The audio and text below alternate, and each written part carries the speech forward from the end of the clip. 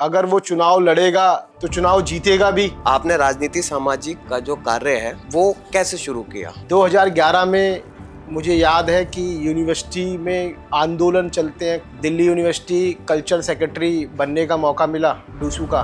किसी ने भी वैश्य समाज को मौका नहीं दिया, तो तभी मैंने सोचा था कि मैं दिल्ली यूनिवर्सिटी का चुनाव लड़ूंगा। घर वाले भी उसे बोलते थे कि बेटा राजनीति से दूर रहना। मनीष जी द्वारा जो स्कूल बनाए गए, क्योंकि मैं भी खुद एक गवर्नमेंट स्कूल से पास आउट हूँ। दिल्ली की जो मुख्यमंत्री हैं वह भी छात्र राजनीति से आई हैं। रेखा गुप्ता जो दिल्ली की सीएम थी जी, वो हमारे वैश्य समाज से आती हैं। सरकार ने, आम आदमी पार्टी ने काम तो किया है दिल्ली में। उस स्कूल के अंदर लिफ्ट लगी हुई है, उस स्कूल के अंदर इतना बेहतरीन इंफ्रास्ट्रक्चर है कि अगर आप बाहर से खड़े होकर देखोगे तो आपको लगेगा ही नहीं सरकारी स्कूल है। लेकिन पार्टी चुनाव हार सकती है, इसमें सबसे बड़ा डिफरेंस किसे मानते हैं? राष्ट्रीय राजनीति पे बड़ा इफेक्ट डालते हैं कि स्टूडेंट पॉलिटिक्स के जो मुद्दे होते हैं वो पूरे देश में ऐसे फैलते हैं। भाई संजय दत्त जैसे उनका प्रचार कर रहे हैं। किसी भी मीडिया ने नहीं दिखाया होगा कि आम आदमी पार्टी चुनाव हार रही है। मुझे स्कूल में जाना हुआ किसी का एडमिशन कराने के लिए, तो मैंने जब स्कूल देखा बाहर अंदर जाके, यार ये वही स्कूल है जिसमें मैं पढ़ता था। आपको लगता है कि छात्र राजनीति से राष्ट्रीय राजनीति में बदलाव लाया जा सकता है? आम आदमी पार्टी की जो छवि है उसको बिगाड़ने का काम भारतीय जनता पार्टी ने किया। हम हारे नहीं हैं। नमस्कार दोस्तों, मैं आपका अपना देव तोमर आप सभी लोगों का स्वागत करता हूं हमारे पॉडकास्ट चैनल में, जो कि अंजना पॉडकास्ट चैनल के नाम से है। और आज हम आपके सामने हमारे जाने माने जो हैं दिल्ली प्रदेश सह सचिव जी आम आदमी पार्टी से, हम उनका स्वागत करते हैं। सर नमस्कार। नमस्कार जी। तो सर, पब्लिक का कुछ सवाल है आपसे जानने के लिए, तो आप क्या हमें बताना चाहेंगे कि आपने राजनीति सामाजिक का जो कार्य है वो कैसे शुरू किया? 2007 में जब मेरा कॉलेज था तो देशबंधु कॉलेज का मैं स्टूडेंट था और पॉलिटिकल साइंस में मैंने एडमिशन लिया देशबंधु कॉलेज में। तब मेरा कॉलेज में जाना हुआ, वहाँ पर मेरी जो शुरुआत हुई राजनीति की वहाँ से हुई। वहाँ मैं एक संगठन से जुड़ा, एबीवीपी से जुड़ा उस समय, और विद्यार्थी परिषद में काम किया और लगातार 2007 से चुनाव लड़ते रहे। और उसके बाद मुझे 2010 में दिल्ली यूनिवर्सिटी कल्चरल सेक्रेटरी बनने का मौका मिला डूसू का। 2011 में मुझे याद है कि यूनिवर्सिटी में आंदोलन चलते हैं, कई आंदोलनों में रहना होता है, तो एक फॉल्स केस के नाते वहाँ फॉल्स केस लगा मेरे ऊपर और मैं जेल भी होके आया।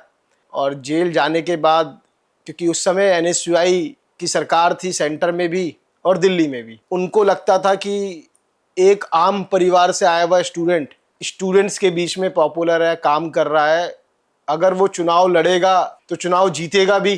तो उसी डर के कारण उन्होंने फॉल्स केस लगाया। उस केस में बाद में हाई कोर्ट ने क्वेशिंग करके वो केस भी ख़त्म किया। जब मैं दिल्ली यूनिवर्सिटी के अंदर 2011 में टिकट हुई मेरी, और मैं चुनाव लड़ा और बहुत अच्छे मार्जिन से मैं चुनाव जीता भी, क्योंकि जितने भी आम परिवार के स्टूडेंट थे वो मेरे साथ थे। और मैं आपको बताना चाहता हूँ कि अगर वैश्य समाज, बनिया समाज की अगर आप बात करेंगे तो 2011 में मैं लड़ा चुनाव। उससे पहले रेखा गुप्ता जो दिल्ली की सीएम थी जी, वो हमारे वैश्य समाज से आती हैं।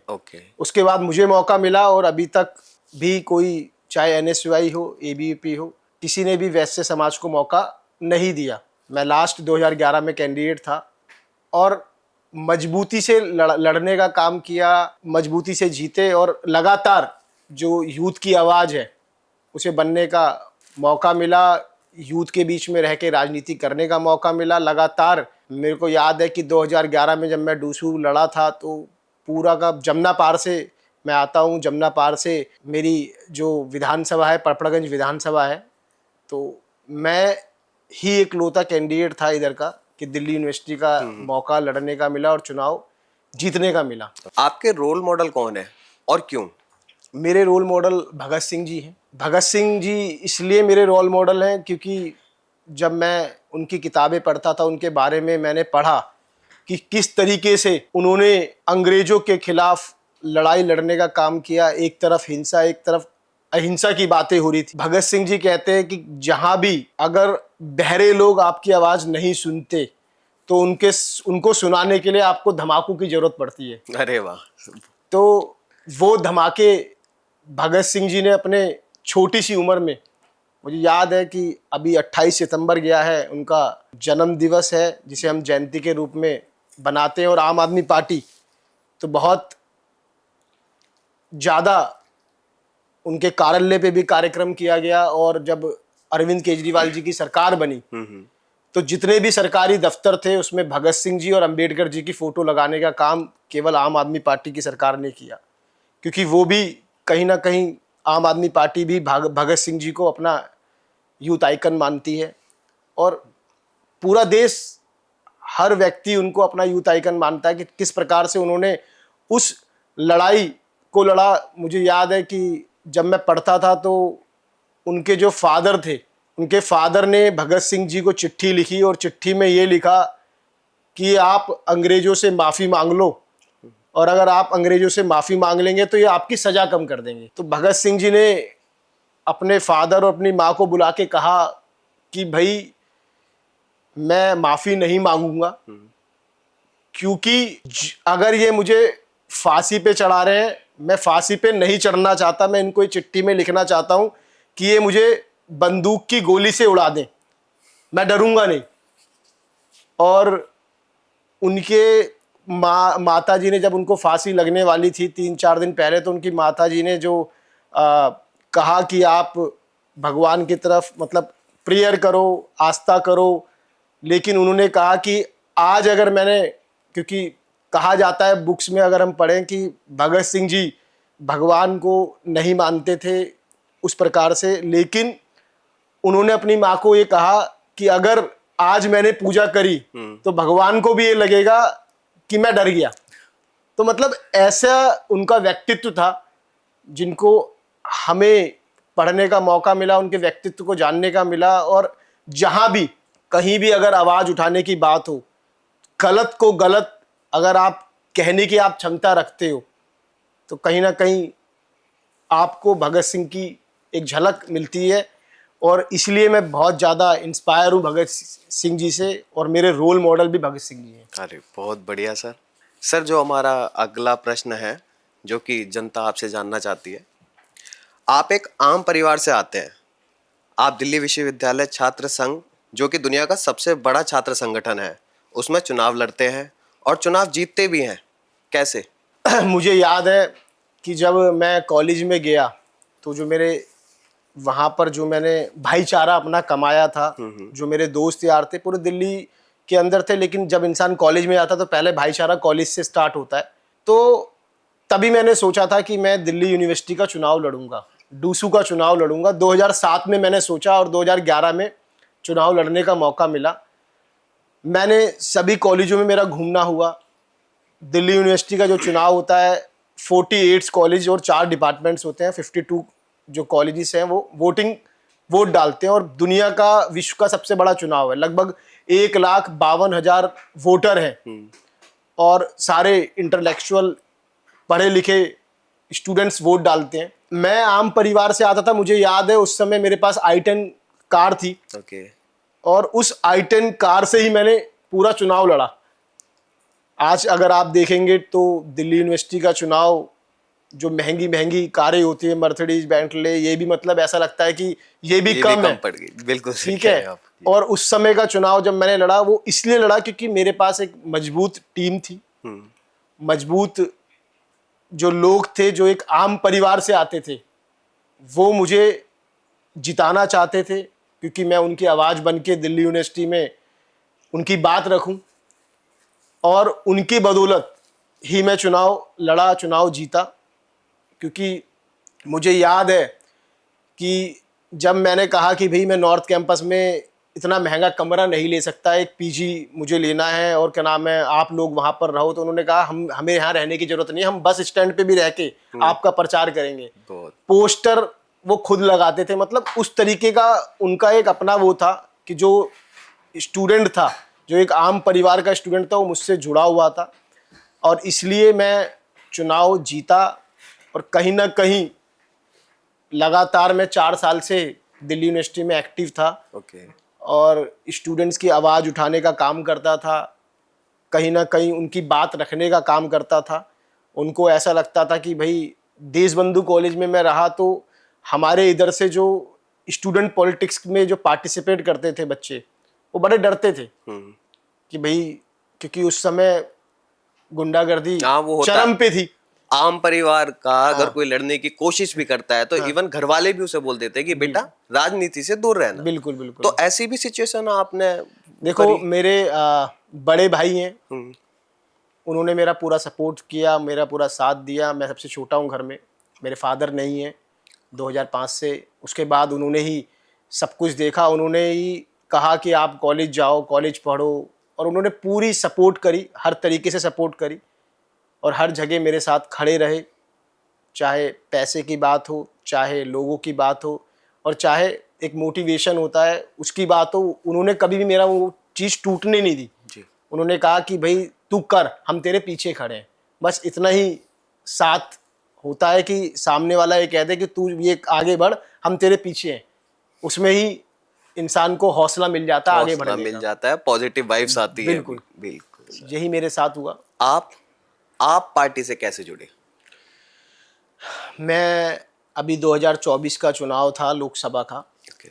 उससे पहले हमारे कोंडली से विधायक हैं कुलदीप कुमार मोनू जी, और बहुत ही एनर्जेटिक और बहुत ही मजबूत व्यक्तित्व है उनका, क्योंकि वो भी श्यामलाल कॉलेज से निकले हुए हैं। अच्छा। ठीक है।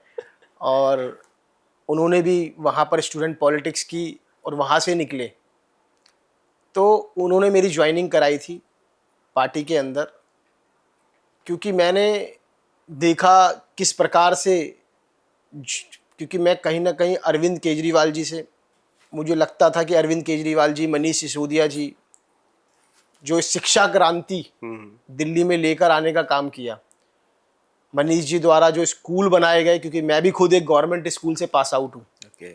सर्वोदय बाल विद्यालय पॉकेट 2 में मेरी 12th हुई वहाँ से। और जब मैं स्कूल जाता था तो मैंने स्कूलों की हालत देखी थी उस समय, कि हम डेस्क पे बैठते थे और ऊपर से पानी, जब बारिश आती थी तो पानी टपकता था। पानी टपकता भी था और डेस्क वगैरह में अंदर क्लासेस में आ जाता था पानी। ठीक है, तो पूरा पूरा भरा होता था। जी जी जी जी। और जो सुविधाएं स्टूडेंट्स को मिलनी चाहिए थी, वो सुविधाएं, जो बेसिक सुविधाएं थी, वो सुविधाएं भी स्टूडेंट्स को नहीं मिलती थी। पानी का, पीने का पानी नहीं होता था, टॉयलेट साफ नहीं होते थे, ठीक है, लैब नहीं थी, कंप्यूटर्स नहीं थे उस तरीके के। लेकिन जब ये सरकार आई और जब इस सरकार ने काम शुरू किया, तो मुझे याद है कि मैं 2020 में मुझे स्कूल में जाना हुआ किसी का एडमिशन कराने के लिए। तो मैंने जब स्कूल देखा बाहर अंदर जाके कि यार ये वही स्कूल है जिसमें मैं पढ़ता था, तो कहीं से कहीं तक मुझे मतलब ये दिखाई दिया कि हाँ, सरकार ने, आम आदमी पार्टी ने काम तो किया है दिल्ली में। तो सर, जनता जो जानना चाहती है आपके बारे में, आपसे जो अगला प्रश्न है, दिल्ली की जो मुख्यमंत्री हैं वे भी छात्र राजनीति से आई हैं। आप कैसे देखते हैं कि दिल्ली विश्वविद्यालय छात्र राजनीति से आने पर समाज में पहचान बनती है? बिल्कुल बनती है, क्योंकि मैंने सबसे पहले आपको बताया कि दिल्ली यूनिवर्सिटी स्टूडेंट यूनियन देश की नहीं, विश्व की सबसे बड़ी स्टूडेंट यूनियन है। जी। और दिल्ली यूनिवर्सिटी एक प्रतिष्ठित विश्वविद्यालय है, जहाँ पर पूरे विश्व से लोग पढ़ने आते हैं दिल्ली यूनिवर्सिटी में। और दिल्ली यूनिवर्सिटी में एक अपना पूरा नाम है, हर स्टूडेंट चाहता है पूरे देश से कि मेरा दिल्ली यूनिवर्सिटी में एडमिशन हो। और उस एडमिशन प्रक्रिया में भी अगर आप देखेंगे तो 99% हमारे टाइम पे कट ऑफ होती थी, 98, 97। एसआरसीसी कॉलेज में अगर आप देखें तो 100% भी जाते थे। कट ऑफ गई है, जिसका 100 में से 100 नंबर है, वो स्टूडेंट वहाँ पढ़ रहा है। बिल्कुल। तो दिल्ली यूनिवर्सिटी में जो पढ़ता है और जो स्टूडेंट लीडर बनता है, कहीं ना कहीं पूरे देश के अंदर उसकी चर्चा होती है। और पूरे देश की जो राजनीति, जिसे गलियारा कहते हैं, उसमें कहीं ना कहीं चर्चा भी होती है। और कहीं ना कहीं पूरा राजनीति दिल्ली यूनिवर्सिटी में देखने को मिलती है।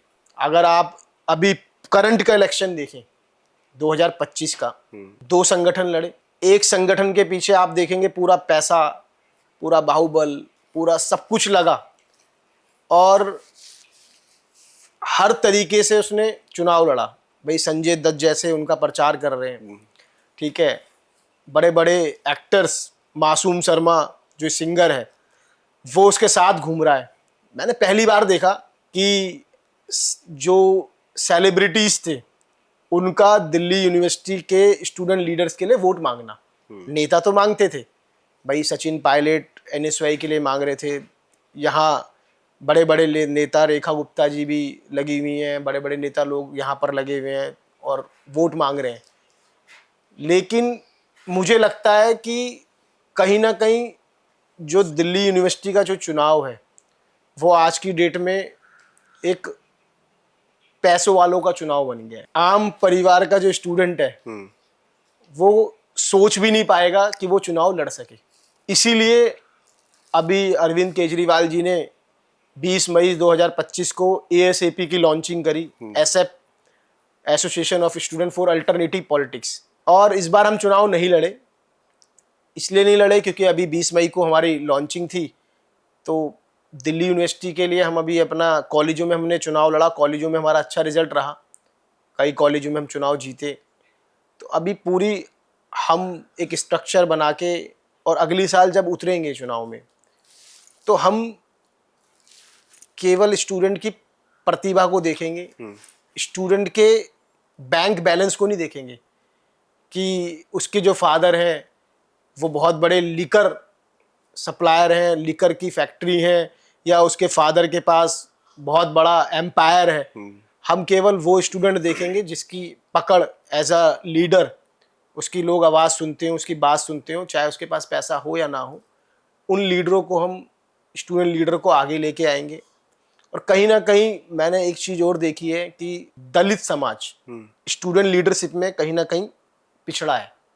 पिछड़ा मतलब उन्हें मौका ही नहीं देती पार्टियां। अन्य संगठन, अगर आप ABP NSY की बात करें तो 2010 में मुझे याद है NSY ने अक्षय कुमार लड़ाया था, दलित समाज से आता है। उसके बाद मुझे नहीं लगता कि आज तक NSY ने कोई दलित समाज का कैंडिडेट लड़ाया हो, और लगभग 15 साल हो गए हैं, या ABP ने कोई दलित समाज का कैंडिडेट लड़ाया हो।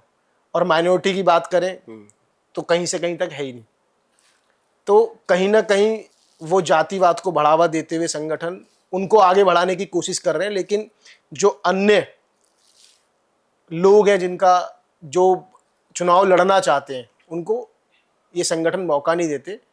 मैं आपके माध्यम से बताना चाहता हूं कि ASAP उन स्टूडेंट्स को मौका देगी जिनमें प्रतिभा होगी, जिनमें कुछ करने का जज्बा होगा, चाहे उनके पास बैंक बैलेंस हो या ना हो, एम्पायर हो या ना हो, उनके फादर क्या करते हैं, हम ये नहीं पूछेंगे। हम उस स्टूडेंट से केवल ये देखेंगे कि उसकी आवाज़ स्टूडेंट सुनते हैं नहीं सुनते। यदि दिल्ली चुनाव की बात करें तो माना आपने ग्राउंड पर अपनी अच्छी पकड़ बनाई हुई है, लेकिन पार्टी चुनाव हार सकती है। इसमें सबसे बड़ा डिफरेंस किसे मानते हो? इस बार का जो चुनाव है किसी भी मीडिया ने नहीं दिखाया होगा कि आम आदमी पार्टी चुनाव हार रही है, ना किसी चैनल ने दिखाया। मैं शुरुआत की बात कर रहा हूँ, बाद में तो गोदी मीडिया है, कुछ भी दिखा सकती है लेकिन शुरू की बात थी, उस समय किसी ने सोचा भी नहीं था, दिल्ली वालों ने भी नहीं सोचा था कि आम आदमी पार्टी की सरकार चली जाएगी। उसका कारण सीधा सीधा एडमिनिस्ट्रेशन जो इनके कब्जे में था। हमारे जो विधायक थे, MLAs थे, वो कोई भी काम के लिए फाइल अप्रूव कराने के लिए अपने सिग्नेचर करके भेज देते थे, और जो इनके IAS अफसर, जो अफसरशाही जिसे कहते हैं, जो सीधा सीधा LG के पास थी, LG साहब चला रहे थे, वो सीधा सीधा रोकने का काम था। काम को रुकवाया LG के माध्यम से। फिर इनके पास लॉ एंड ऑर्डर दिल्ली का इनके पास था, इनके पास एजेंसीज थी, ED CBI, हमारे नेताओं पे झूठे आरोप लगा के उनको जेल भेजने का काम किया, जिससे लोगों के बीच में आम आदमी पार्टी की जो छवि है उसको बिगाड़ने का काम भारतीय जनता पार्टी ने किया। वो तब उन्हें लगा कि अभी भी ये छवि हम बिगाड़ नहीं पा रहे, कि जो एक करप्शन का आरोप लगा के, और ये आंदोलन की पार्टी है, हम अगर इन पे करप्शन का आरोप लगा देंगे तो लोगों के बीच में आएगा कि भाई आंदोलन की पार्टी निकली है, भ्रष्टाचार के खिलाफ ये पार्टी आई थी, और हम अब इनके नेता ही भ्रष्टाचार में लिप्त हो गए हैं। तो ये पूरा एक एजेंडा भारतीय जनता पार्टी ने रूमर झूठ फैलाने का काम किया, जिसमें वो सफल नहीं हो पाए। फिर उन्होंने वोट चोरी का काम किया, जो अभी राहुल गांधी जी बहुत प्रखर रूप से उठा रहे हैं। लेकिन हमारे जो राष्ट्रीय संयोजक अरविंद केजरीवाल जी ने यह विधानसभा का जब चुनाव चल रहा था उससे पहले ही ये इशू उठा दिया था कि अलग अलग विधानसभाओं में जहां पर हमारा वोटर है उनको काटने का काम भारतीय जनता पार्टी कर रही है।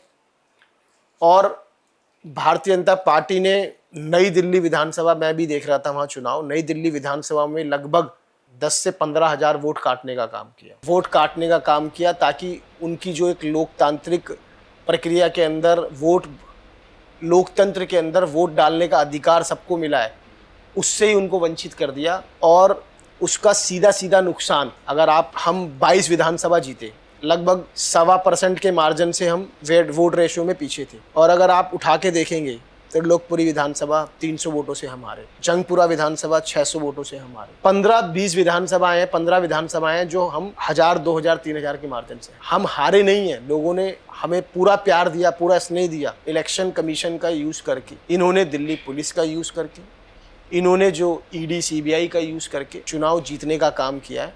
आज मैं आपके माध्यम से कहना चाहता हूं कि अगर आज चुनाव हो जाए दिल्ली के अंदर, तो आज चुनाव एक तरफा आम आदमी पार्टी चुनाव जीत रही है। आज अगर चुनाव हो जाए तो कोई बहुत बड़ी बात नहीं है कि 70 की 70 सीटें आम आदमी पार्टी जीत जाए। ये स्थिति इन 6 से 8 महीने में भारतीय जनता पार्टी ने कर दी है दिल्ली के अंदर। 27 साल बाद भारतीय जनता पार्टी की वापसी हो। केवल एडमिनिस्ट्रेशन, प्रशासनिक अधिकारियों को दबाव में लाकर, गलत एजेंसियों का गलत प्रयोग कर ये सरकार बनी। अब सरकार तो बन गई, अब सरकार बनी है तो काम भी करेगी।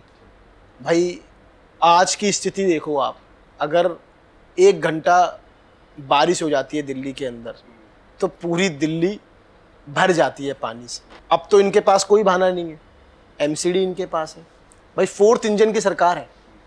अब तो ये भी नहीं कह सकते कि जी हम नहीं कर सकते। एमसीडी इनके पास, एलजी इनके पास, स्टेट इनके पास, सेंटर इनके पास, सब कुछ इनके पास है, तो भी दिल्ली का जो विकास मॉडल है वो जीरो है। ये केवल उन कामों को कर रहे हैं जो काम हमारी पार्टी के विधायक सेक्शन करा चुके थे।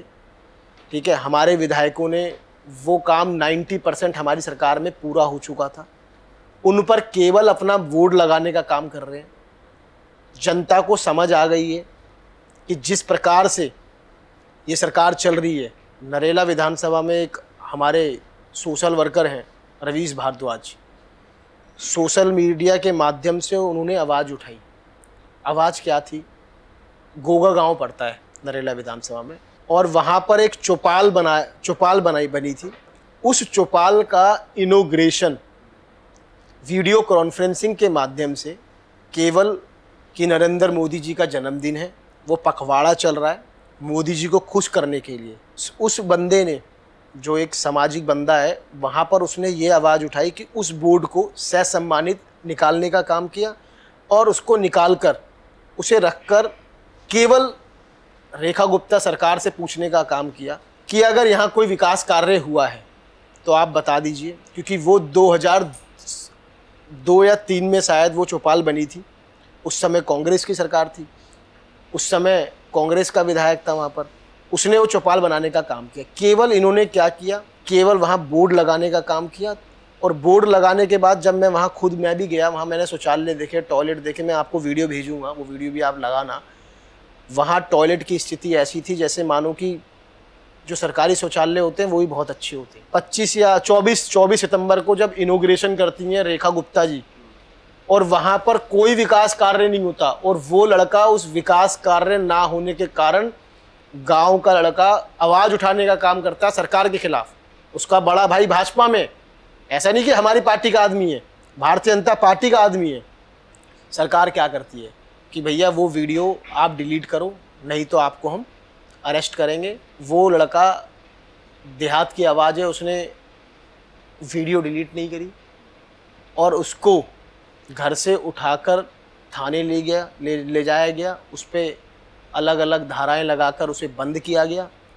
वो तो हमारे देश में न्यायपालिका है जिसने इस लोकतांत्रिक प्रक्रिया को बचा रखा है, वरना ये भी ख़त्म हो जाए। जज ने पूछा उससे, उसके वकील से, कि भाई इसने क्या एलिगेशन है, तो इनने कहा जी इसने तो देश के खिलाफ जो वहाँ पर अशोक चिन्ह था उसका बेइज्जती कर दी जी, इसने सरकारी बोर्ड को हटा दिया, सरकारी बोर्ड में तोड़ फोड़ करी, सरकारी सामान को इसने तोड़ा फोड़ा। तो उसने कहा वीडियो दिखाओ। जब जज साहब ने वो वीडियो देखी और उस वीडियो के अंदर कहीं से कहीं तक कुछ नहीं दिखा, तो जज साहब ने कहा भाई ये तो वंदे मातरम के नारे लगा रहा, भारत माता की जय कर रहा है। तुम किसी आदमी को जो अपनी हक की आवाज़ उठा रहा है उसको भी तुम एक क्रिमिनल बनाने की कोशिश कर रहे हो। ये जज की टिप्पणी थी। तो मतलब आप सोचो कि सरकार कहाँ तक गिर गई है। मतलब ये लोकतांत्रिक जो प्रक्रिया है इसको ख़त्म करने का काम ये सरकार कर रही है। और अगर आप हालत देखेंगे, अब मैं पड़पड़गंज विधानसभा में हूँ, वहाँ भी विधायक, पड़पड़गंज विधानसभा के भी रीलबाज विधायक कहा जाता है उनको। अगर आप वहाँ देखेंगे तो वहाँ की स्थिति क्या है। जब वो विधायक नहीं थे तो ये NHI का रोड है, उस पर पानी भरता था, वो नाव चलाते थे, ठीक है। और आज वो विधायक बन गए, उससे डबल पानी भरने लगा। जब भी हमने यही बात करी भाई ये सेंट्रल गवर्नमेंट की रोड है, तो उनका कहना था भाई ये तो बगल वाले PWD का नाला है, आप ये क्यों नहीं ठीक कराते।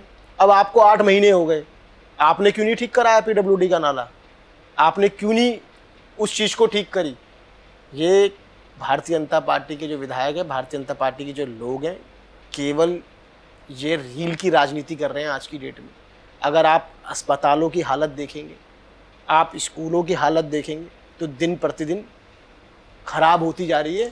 और लोग आम आदमी पार्टी को याद कर रहे हैं, अरविंद केजरीवाल जी को याद कर रहे हैं, मनीष सिसोदिया जी को याद कर रहे हैं, सत्येंद्र जैन जी को याद कर रहे हैं। जो जनता है वो याद कर रहे हैं कि हाँ वो सरकार थी जिसने गरीबों की सुनी, जिसने पिछड़े वर्ग की सुनी।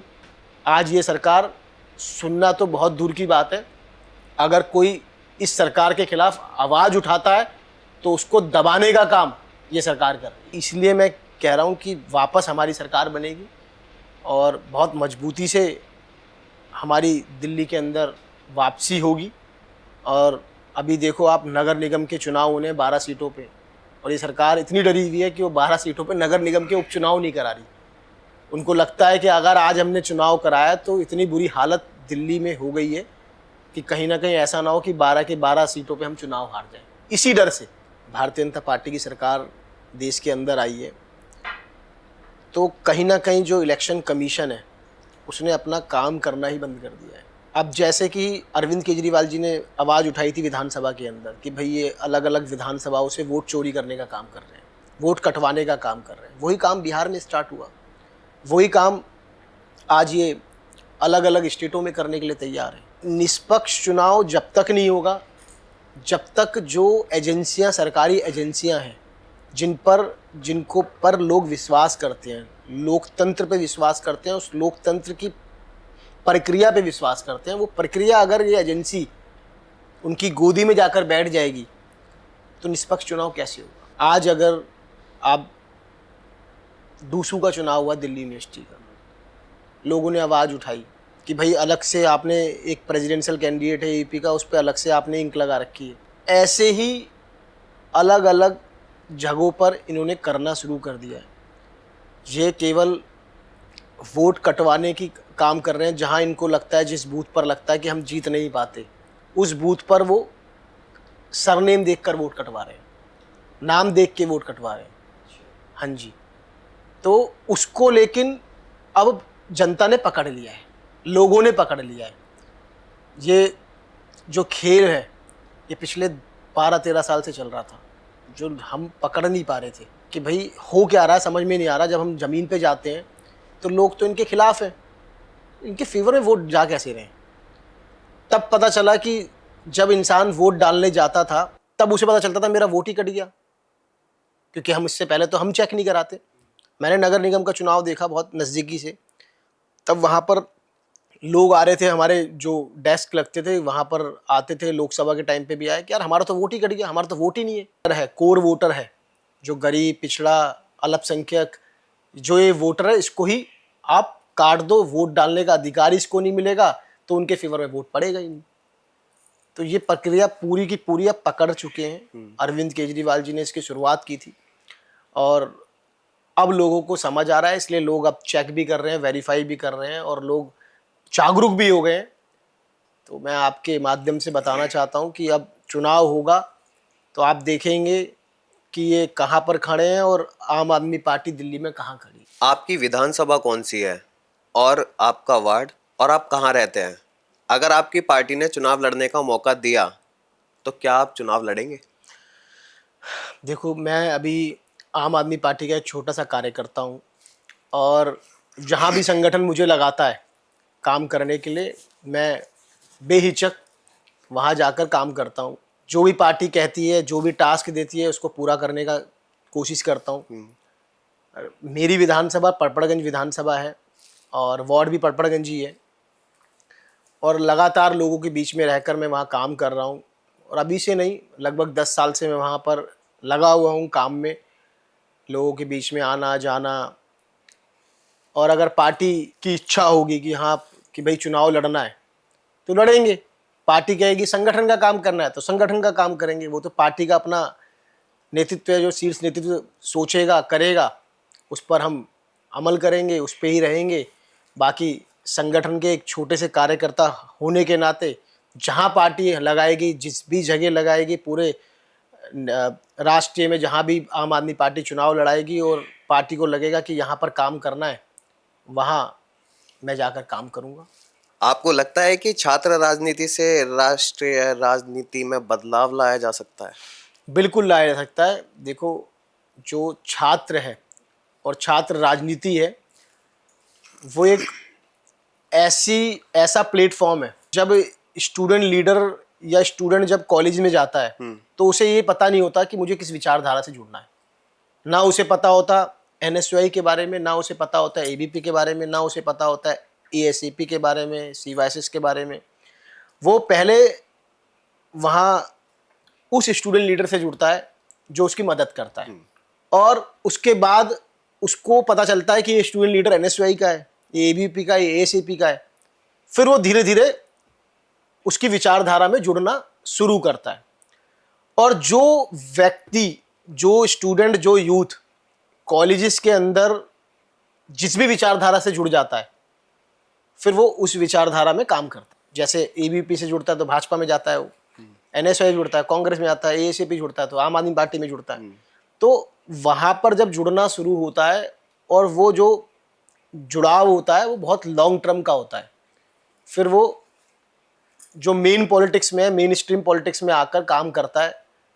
और कहीं ना कहीं आप देखेंगे जो स्टूडेंट लीडर्स हैं, अगर आप बड़े स्टूडेंट लीडर्स की बात करें तो बहुत सारे ऐसे हैं जिन्होंने देश में, अरुण जेटली जी आप देखेंगे, एक बड़ा नाम था, उन्होंने स्टूडेंट पॉलिटिक्स से ही काम किया। आज अगर दिल्ली की सीएम की बात करें रेखा गुप्ता जी, तो वो भी डूसू की सचिव और प्रेसिडेंट रही हैं। बिल्कुल। हमारे यहाँ से विधायक हैं किराड़ी से अनिल झा जी, वो भी डूसू के कई बार प्रेसिडेंट रहे, सेक्रेटरी रहे, 5 बार चुनाव लड़ा उन्होंने। तो अगर आप दिल्ली में ही देखेंगे तो दिल्ली में ऐसे जितने भी एमएलए आप देखेंगे या मंत्री देखेंगे, कहीं ना कहीं स्टूडेंट पॉलिटिक्स से उनका जुड़ाव रहा। अमित शाह जी एबीपी में थे। अगर आप वहाँ तमिलनाडु के मुख्यमंत्री देखेंगे, वो भी एबीपी से जुड़े हुए थे, कोई एनएसयूआई से। मतलब उनका अगर आप बैकग्राउंड देखेंगे तो कहीं ना कहीं वो किसी ना किसी संगठन से, स्टूडेंट पॉलिटिक्स से जुड़कर वो मेन स्ट्रीम पॉलिटिक्स में आए। मतलब बुनियादी पकड़ उनकी वहीं से है। तो मेरा कहने का मतलब यह है कि जो स्टूडेंट पॉलिटिक्स नेशनल पॉलिटिक्स इसलिए बनती है कि जब दिल्ली यूनिवर्सिटी में किसी भी पार्टी से हम जुड़ते हैं, तो अगर मैं लखनऊ का हूँ या अगर मैं मध्य प्रदेश का हूँ तो मैं उस पार्टी से जुड़ गया, उस संगठन से जुड़ गया। लेकिन मैंने यहाँ जुड़ा उस संगठन से, लेकिन काम कहाँ किया? लखनऊ जाके, अपने अपने होम टाउन में, मध्य प्रदेश जाके। तो कहीं ना कहीं जो स्टूडेंट पॉलिटिक्स है वो पूरे नेशनल में फैलती है और स्टूडेंट पॉलिटिक्स ही है जो राष्ट्रीय राजनीति में आगे आ पाती है। क्योंकि जो स्टूडेंट आंदोलन चलते हैं, आप जेपीजी का आंदोलन देखो, जयप्रकाश जी का, वो आंदोलन वहाँ पटना से शुरू हुआ और पूरे देश में ऐसा फैला कि सरकार गिराने का काम किया उन्होंने, बिल्कुल, एक चिंगारी ने पूरे आग का पूरे काम आग कर दिया। आग आग का काम किया। तो बिल्कुल सही स्टूडेंट पॉलिटिक्स कहीं ना कहीं, अगर ये जो स्टूडेंट पॉलिटिक्स एक फैक्ट्री है, यूथ फैक्ट्री है, कि वहाँ पर अगर आप स्टूडेंट पॉलिटिक्स से आ रहे हो और वहाँ पर अगर आप कुछ अच्छा करके दिखा रहे हो या आप किसी भी संगठन से जुड़े हो, तो आप जब मेन स्ट्रीम पॉलिटिक्स में जाते हो तो बहुत समझ के और बहुत सच के जाते हो कि आपको हर चीज़ का अनुभव हो जाता है पॉलिटिक्स का। तो इसलिए मुझे लगता है कि कहीं ना कहीं राष्ट्रीय राजनीति पे बड़ा इफेक्ट डालते हैं कि स्टूडेंट पॉलिटिक्स के जो मुद्दे होते हैं वो पूरे देश में ऐसे फैलते हैं, 1 मिनट लगता है सोशल मीडिया के माध्यम से। बिल्कुल। आज देश का सबसे बड़ा राजनीतिक मुद्दा क्या है? बेरोजगारी, भ्रष्टाचार, शिक्षा या कुछ और? मेरे हिसाब से आज देश का सबसे बड़ा जो मुद्दा है, पहला बेरोजगारी तो है, कि आज अगर आप देखेंगे तो हर साल लाखों की मात्रा में स्टूडेंट्स अपनी ग्रेजुएशन कंप्लीट करके या अपनी एमए पोस्ट ग्रेजुएशन कंप्लीट करके बेरोजगार घूम रहे हैं, उनको नौकरी नहीं मिल पा रही। और अगर आज नौकरी मिल भी रही है तो पे स्किल अगर आप देखेंगे, कोई 10,000, कोई 15,000, 20,000 में वो काम कर रहे हैं। तो मुझे लगता है कि कहीं ना कहीं जो यूथ है भारत का, वो आज की डेट में बेरोजगार है, और जो सरकार है उसने उस प्रकार से काम नहीं किया कि उन बेरोजगारी को ख़त्म कर सके। फिर दूसरा काम है शिक्षा। अगर आप दिल्ली की बात करें तो दिल्ली में जो शिक्षा मॉडल, हमारे जो पूर्व शिक्षा मंत्री हैं मनीष सिसोदिया जी द्वारा एक पूरे देश को मॉडल दिया गया कि भाई दिल्ली के स्कूल इतने अच्छे बन सकते हैं, तो क्या उत्तर प्रदेश के क्यों नहीं, मध्य प्रदेश के क्यों नहीं। अगर आप उत्तर प्रदेश के स्कूलों की हालत देखेंगे तो इतनी बुरी स्थिति है कि वहाँ पर स्कूल, सरकारी स्कूल बंद करने के लिए सरकार ने नोटिफिकेशन निकाल रखा है कि जो सरकारी स्कूल हैं उन्हें बंद किया जाए और प्राइवेट स्कूल खोले जाए। अगर हम शिक्षा की बात करें तो शिक्षा जो है, एजुकेशन जो है, वो एजुकेशन पॉलिसी है, उसको अच्छे से सरकार को बनाना चाहिए और पूरे देश के अंदर अच्छे स्कूल बनाने चाहिए। क्योंकि स्टूडेंट अगर अच्छी उसको शिक्षा मिलेगी, अच्छा एजुकेशन सिस्टम होगा, जो एक गरीब व्यक्ति है, एक पिछड़ा व्यक्ति है, अगर उसको एक अच्छी शिक्षा मिलेगी तो वो भी अपने पैरों पे खड़ा हो पाएगा। लेकिन हो उल्टा रहा है कि दिल्ली में एक सरकार आई, उसने शिक्षा पे बहुत अच्छा काम किया। पंजाब में आप देखो सरकार है, बहुत अच्छा काम कर रही है शिक्षा पे। लेकिन क्या यही काम दूसरी सरकारों को भी करना चाहिए? लेकिन कहीं ना कहीं और सरकारें फेल हो चुकी है, चाहे भाजपा की सरकार हो, कांग्रेस की सरकार हो, वो पूरी तरह शिक्षा मॉडल पे फेल हो चुकी है। वहाँ पर कहीं भी शिक्षा नहीं हो रही। बस उनका काम ये है कि अगर हम अच्छे स्कूल नहीं दे पा रहे तो उस स्कूल को बंद करा दो, उनका मॉडल ये है। और अरविंद केजरीवाल जी का मॉडल ये था कि अच्छा स्कूल देना है, अच्छी एजुकेशन देना है, अच्छा हेल्थ मॉडल देना है। और वो पूरा हेल्थ मॉडल और शिक्षा जो मॉडल है वो पूरे देश में, पूरे देश के लोगों ने देखा। 140 करोड़ लोगों ने उसे देखने का, लोग यहाँ आते थे स्कूल देखने। अब हमारे यहाँ मंडावली में स्कूल है, मनीष सिसोदिया जी ने इतना बेहतरीन स्कूल बनाया कि स्विमिंग पूल उस स्कूल के अंदर है, उस स्कूल के अंदर लिफ्ट लगी हुई है, उस स्कूल के अंदर इतना बेहतरीन इंफ्रास्ट्रक्चर है कि अगर आप बाहर से खड़े होकर देखोगे तो आपको लगेगा ही नहीं सरकारी स्कूल है। तो क्या और सरकारों को करना चाहिए था ये काम, लेकिन नहीं किया। दीपक जी, क्या आप यूथ को कुछ मैसेज देना चाहेंगे अपनी तरफ से पर्सनली? मैं दिल्ली के सभी यूथ से इतना ही कहना चाहूँगा कि आप लोगों को भी भगत सिंह बनना पड़ेगा, और जो आवाज़ है, जो ये सरकार आवाज़ दबाने का काम कर रही है, जो दिल्ली की रेखा गुप्ता सरकार है, भारतीय जनता पार्टी की सरकार है, ये आपकी आवाज़ दबाने का काम करेगी। आप किसी भी सही काम को दबाने का काम करेगी। किसी भी सही काम को अगर आपको लगता है आवाज़ उठानी है, उस आवाज़ को आप उठाओ। आपका भाई आपके साथ खड़ा है। अभी जैसे मैंने बताया है कि नरेला में ये घटना घटी, तो हम रवीश भारद्वाज के परिवार से मिले भी, रवीश भारद्वाज के साथ खड़े भी हुए। और ऐसे ही हम सभी युवाओं से यही निवेदन करेंगे कि आप अपने यहाँ की आवाज़ उठाएं सोशल मीडिया के माध्यम से, और अगर ये सरकार कहीं भी कुछ भी गलत कर रही है तो आप उसे गलत ना करने दें, और कहीं भी आपको मेरी ज़रूरत पड़ेगी तो मैं आपके साथ खड़ा हूँ। धन्यवाद। तो दीपक जी, आपका बहुत बहुत धन्यवाद, आपने अपना कीमती समय निकाल कर हमें दिया। बहुत बहुत धन्यवाद आपका भी तो सर, कि आपने मुझे मौका दिया इस मंच पर आने का। इसके लिए आपका बहुत बहुत धन्यवाद। अरे सर, तो दोस्तों इसी के साथ हम अलविदा लेते हैं आज के लिए। इसी प्रकार से हम जुड़े रहेंगे। धन्यवाद।